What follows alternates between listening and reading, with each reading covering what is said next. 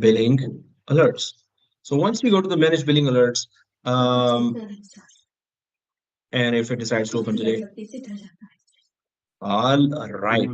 So see this billing alert has brought us to another service called CloudWatch. This is a separate service that is responsible for monitoring, right? We were in the billing service, but instead, when we went to the alert, so it took us to another service called CloudWatch. So this is a separate service, CloudWatch, obviously, and billing is a separate service. They work together then, right? That's how they have 100 plus services. So it says you don't have any alarms, metrics, or default dashboard. Once you set them up, they will be displayed here. Now you can see here, set alarms on any of your metrics to receive notification when your metric crosses your specified threshold. So what does it do? What kind of threshold it crosses that you would want yourself to be sent an alert for, right? So I'm just going to click the create alarm. Let's click the create alarm. So when I click the create alarm, so this screen comes obviously inside the CloudWatch service. We are creating alarm. So I'm just going to create select that. And then it says select a metric. Okay, when do you want us to alert you about certain things? So when I click the select metric, then it says that what do you want to be alerted for? Now this is because we wanted to have a billing alert, and while this is more beneficial for if you have virtual machines created and you want alarms to be created for that, and not like alerts are different thing, alarms are different thing a bit. Still, if I go down to billing here, see this, there's billing. Now, if I click the billing, it says by service or total estimate charge. Do you want to be alerted when the service is up or down, or do you want to be alerted if the charges goes to a certain threshold? Suppose you say that when it reaches $1, when it reaches $10 or $50, then alert me. It's up to you, right? So total estimated charge here, I'm going to click that total estimate charge. And then it says, oh, so do you want to give me the estimate and estimated charges, add to search, remove from search, search for this only, add to graph. So here we're supposed to actually put, so I'm going to select that, right? And here, obviously, if it goes certain level, so there is that 0.5 cents, then there is one. So obviously it's going to be $1 because it's a currency. So we can go for total estimate charge here and put 0.5. And this means that if it reaches 5 cents, 0.5, like 5 cents, then it will be sent an alert. We will be sent an alert, right? Okay, so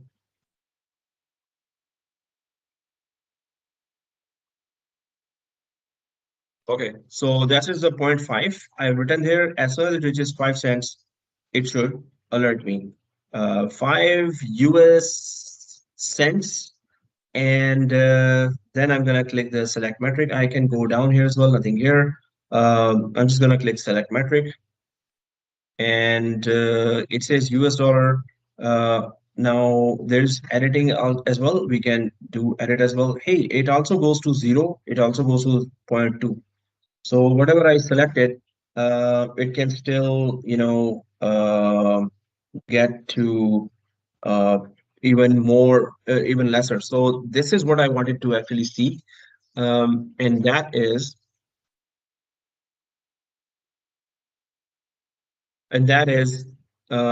static and greater.